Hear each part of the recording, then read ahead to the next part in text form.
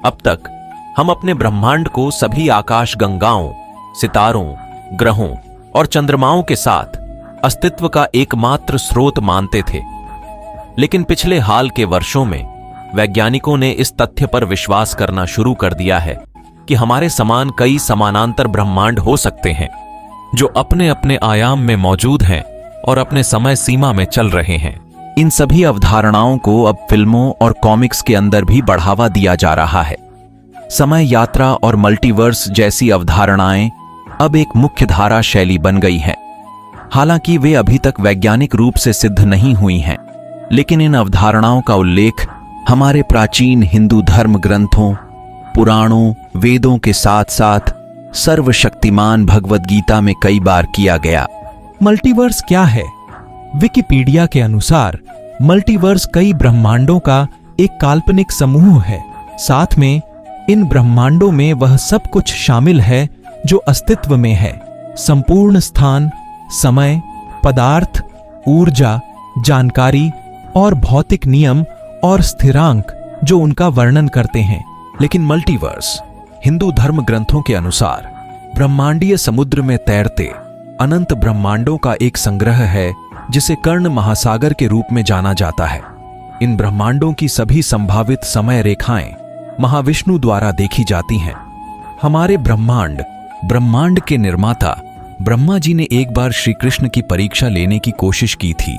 ब्रह्मा जी ने उनके सभी मित्रों और मवेशियों का अपहरण कर लिया और उन्हें ब्रह्मलोक ब्रह्मा के घर में ले गए और वहां छिपा दिया।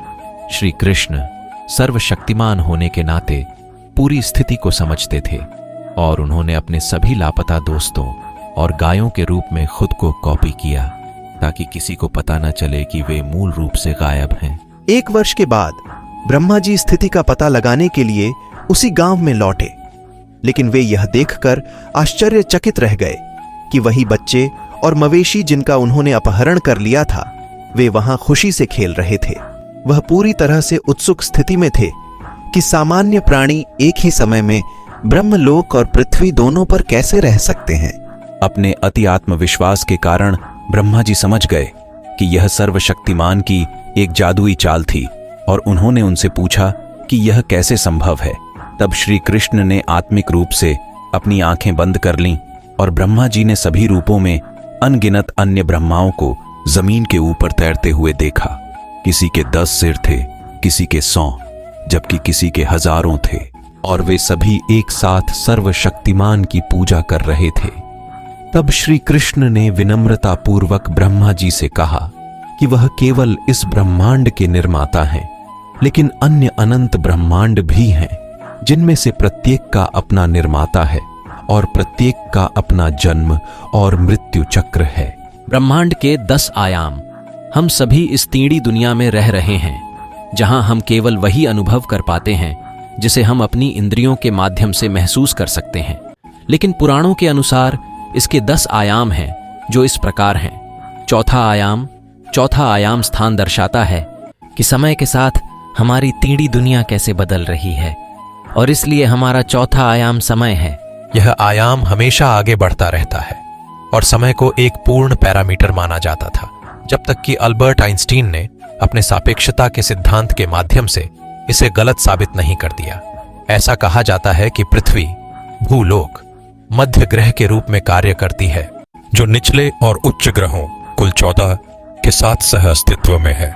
कुछ उच्च ग्रह स्वर्गलोक, तपलोक, सत्यलोक हैं, जबकि निचले ग्रह पाताल, अतल, वितल हैं। ये सभी ग्रह चौथे आयाम के रूप में समय के साथ टीड़ी में सह अस्तित्व में हैं। एक सामान्य मानव मस्तिष्क केवल चौथे आयाम तक चीजों का अनुभव करने के लिए विकसित होता है। 5वां आयाम, यह बहुआयामी आयाम है, जहां प्रत्येक ब्रह्मांड के ब्रह्मा जी अपने स्वयं के व्यक्तिगत ब्रह्मांडों पर नियंत्रण रखते हुए रहते हैं। ब्रह्मा जी का जन्म और मृत्यु इसी आयाम में होता है। 6ठा आयाम, महाविष्णु अपने 3 रूपों में इस आयाम के एकमात्र निवासी हैं, जिनमें से प्रत्येक की अपनी जिम्मेदारियां और उद्देश्य हैं। विष्णु प्रत्येक ब्रह्मांड में ब्रह्मा के जन्म और उनमें जीवन को बनाए रखने के लिए जिम्मेदार हैं। 7वां आयाम, इस आयाम को ब्रह्म ज्योति के नाम से जाना जाता है। आध्यात्मिक उपासना करने वाले योगी इसी आयाम को प्राप्त करते हैं। यह आयाम ज्ञान और बुद्धि का भंडार है जो अंततः ईश्वर का द्वार खोलता है। 8वां आयाम। 8वें आयाम की समानांतर समय रेखाएं कैलासा का निर्माण करती हैं। कैलास वह स्थान है जहां भगवान शिव और पार्वती निवास करते हैं, इसलिए शिव ब्रह्मांड के 8वें आयाम में रहते हैं। उसका उद्देश्य पिछले सभी आयामों का संतुलन बनाए रखना है। भगवान गणेश भी उसी आयाम में विद्यमान है। 9वां आयाम वैकुंठ लोक है, जहां नारायण का त्रिपक्षीय विस्तार निवास करता है। यह आयाम अन्य सभी आयामों का एकमात्र जनक और निर्माता है। मोक्ष प्राप्त करने वाली आत्मा इसी आयाम में रहती है। 10वां आयाम माधुर्य धाम है, जिसमें सभी उच्च आध्यात्मिक संसार शामिल हैं। यहाँ सभी देवों के देव विद्यमान हैं। इसी स्तर के आयाम में मौजूद है गोलोक धाम, जहां साक्षात भगवान श्री कृष्ण निवास करते हैं। बहुविविध और बहुआयामी। भगवद गीता में समानांतर ब्रह्मांड का विचार कई वैज्ञानिकों को परेशान करता है, लेकिन भारतीय परंपराओं में यह पूरी तरह से स्वाभाविक है। अध्याय 11 श्लोक 16। अनेक बहुदार वक्त्र नेत्रम पश्यामि त्वम सर्वतो नंत रूपम नान्तम न मध्यमम न पुनस्तवादिम पश्यामि।